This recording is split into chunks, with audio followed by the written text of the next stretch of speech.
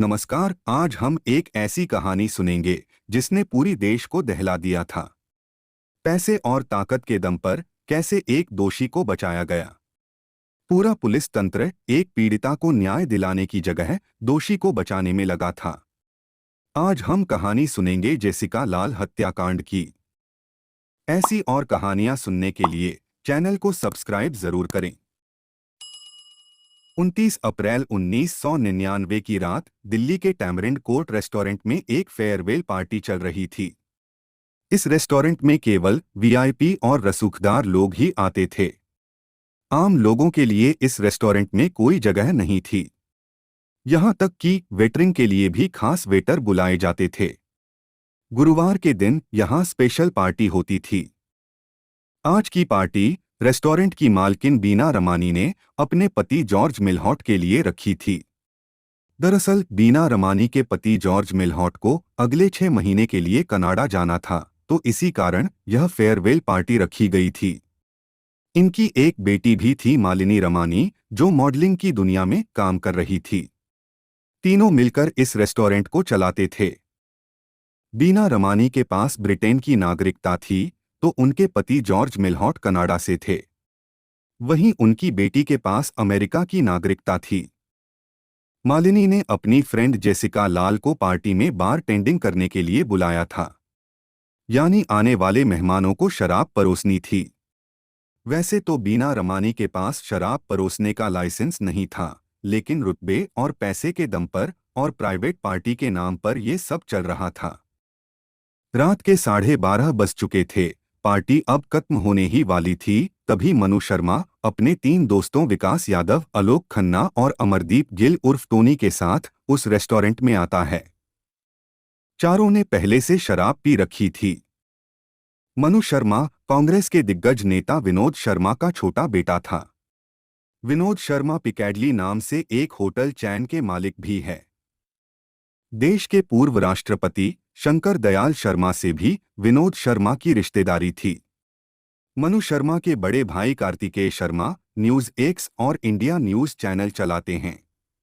तो वहीं विकास यादव उत्तर प्रदेश के बाहुबली नेता डीपी यादव का बेटा था।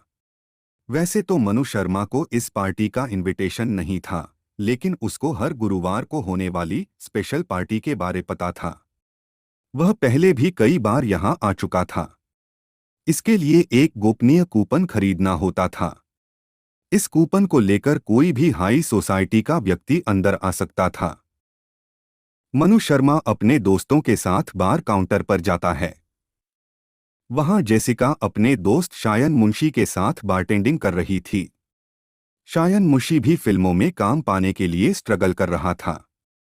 मनु शर्मा जेसिका से शराब मांगता है, तो जेसिका उसे ये कहकर शराब देने से मना कर देती है कि शराब खत्म हो चुकी है। मनु शर्मा 1000 का नोट दिखाते हुए फिर से शराब मांगता है, लेकिन जेसिका ने फिर उसे मना करते हुए कहा, सर, सच में शराब खत्म हो चुकी है। ये सुन मनु शर्मा को गुस्सा आ गया। उसे लगा कि उसके दोस्तों के सामने उसकी बेइज्जती हो रही है।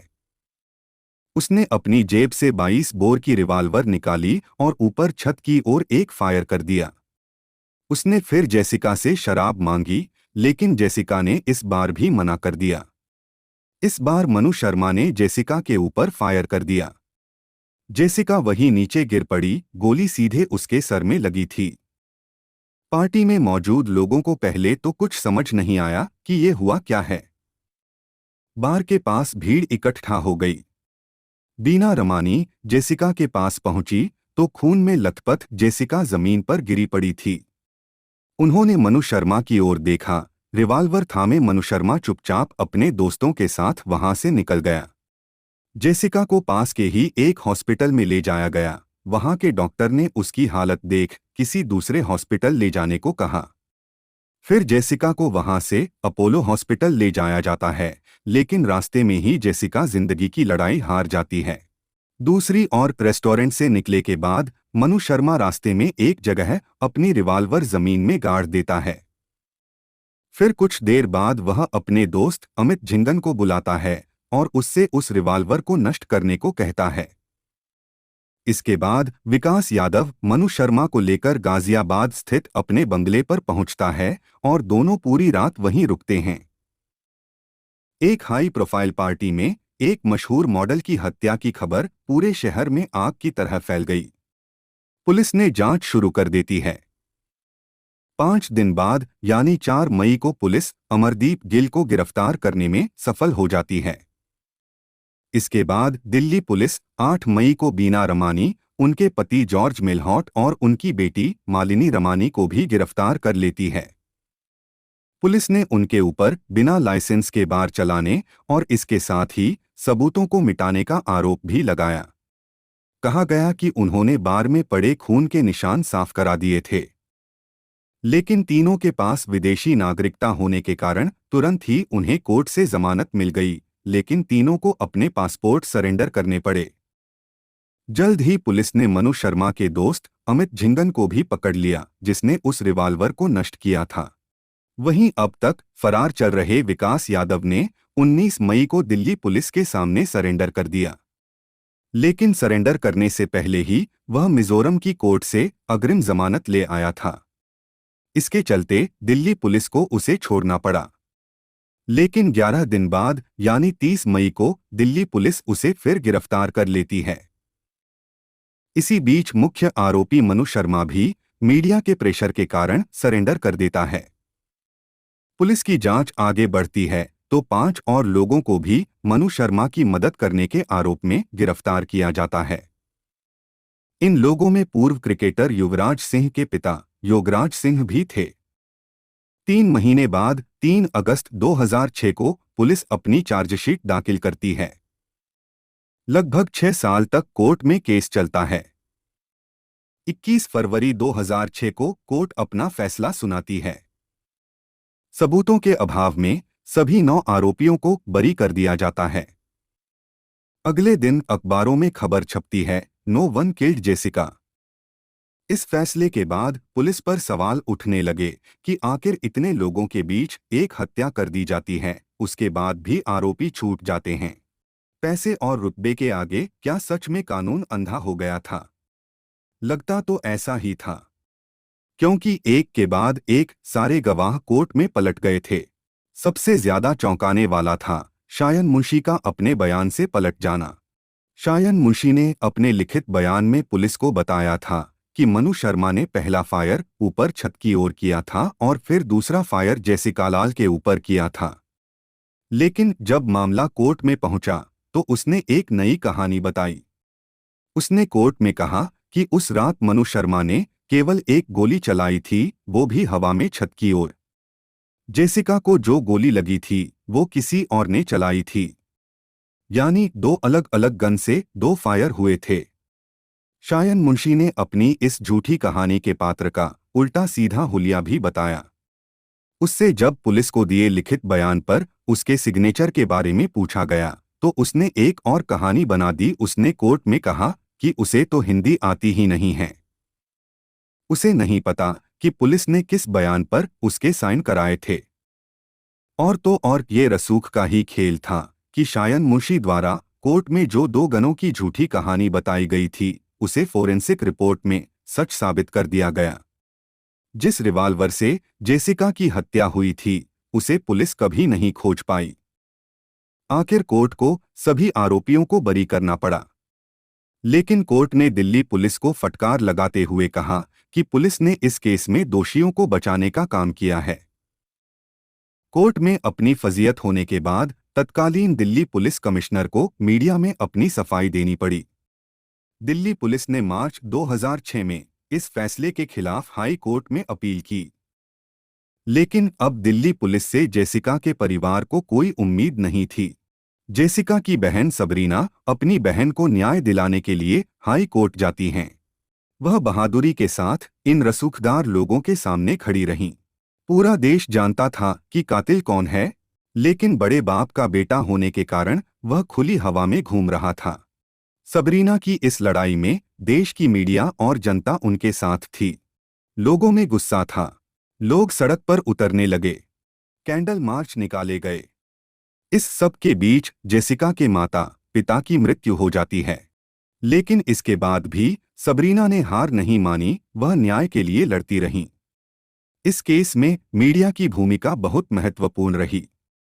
तहलका मैगजीन के एक स्टिंग ऑपरेशन में बहुत बड़ा सच लोगों के सामने आया। इस स्टिंग ऑपरेशन में तहलका मैगजीन के एक पत्रकार ने जुहू के एक होटल में शायन मुंशी को एक विदेशी महिला से मिलवाते हुए कहा, इन्हें एक फिल्म बनानी है।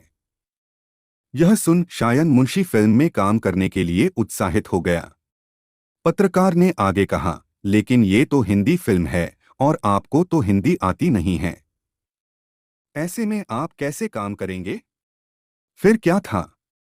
शायन मुंशी ने एक साथ कई हिंदी डायलॉग्स पत्रकार को सुना डाले। शायन मुंशी की ये फर्राटेदार हिंदी कैमरे में कैद हो गई। इसके अलावा कई अन्य स्टिंग ऑपरेशन में गवाहों को पैसे देकर खरीदने की बात सामने आई तो वहीं मनु शर्मा का एक ऑडियो भी मीडिया में आया, जिसमें वह पुलिस के सामने जेसिका की हत्या की बात स्वीकार करता है। हाई कोर्ट ने लगातार 25 दिन तक इस केस की सुनवाई की और अंततः 20 दिसंबर 2006 को इस केस का फैसला आया। हाई कोर्ट ने मनु शर्मा को आजीवन कारावास की सजा सुनाई, तो वहीं विकास यादव सहित अन्य दोषियों को 4-4 साल की सश्रम कारावास की सजा सुनाई गई। 2010 में सुप्रीम कोर्ट ने भी मनु शर्मा की सजा बरकरार रखी। 2017 में मनु शर्मा के अच्छे व्यवहार को देखते हुए उसे ओपन जेल में शिफ्ट कर दिया गया, यानी अब वह सुबह 8 बजे से शाम 6 बजे तक जेल से बाहर रह सकता था। 2018 में जेसिका की बहन सबरीना ने एक बयान दिया कि अब वह मनु शर्मा को माफ कर चुकी हैं। 2020 में मनु शर्मा अच्छे बर्ताव के कारण कई दूसरे कैदियों के साथ जेल से रिहा हो गया। साल 2021 में जेसिका की बहन सबरीना की बीमारी के चलते मौत हो गई। मनु शर्मा को आजीवन कारावास की सजा होने के बाद उसके पिता विनोद शर्मा ने तिहाड़ जेल से 4 किलोमीटर दूर एक होटल खरीद उसे एक 5 स्टार होटल बना दिया था। इसका नाम भी पिकैडली होटल ही रखा गया। कभी तिहाड़ जेल के जेलर और लीगल अधिकारी रहे सुनील गुप्ता ने अपनी किताब ब्लैक वारंट में मनु शर्मा के बारे में बहुत कुछ लिखा है। उन्होंने बताया कि तिहाड़ जेल के 50 अधिकारियों के बच्चों और रिश्तेदारों को इस होटल में नौकरी दी गई। तिहाड़ जेल में आने वाले मेहमान को खाना इसी होटल से जाता था। इसके अलावा तिहाड़ जेल के अधिकारियों के यहाँ जब कोई शादी या कोई दूसरा प्रोग्राम होता था तो वो भी इसी होटल में किया जाता था। सुनील गुप्ता ने एक आंखों देखा किस्सा भी बताया कि एक बार मनु शर्मा डीजी और आईजी के साथ उनके रूम में बैठकर खाने का ऑर्डर कर रहा था। अब आप सोचते रहिए कि मनु शर्मा को तिहाड़ जेल में क्या क्या सुविधाएं मिलती होंगी, उसका क्या रुतबा रहा होगा। खैर, इस वीडियो में इतना ही, फिर मिलते हैं एक और नई कहानी के साथ। धन्यवाद। जय हिंद।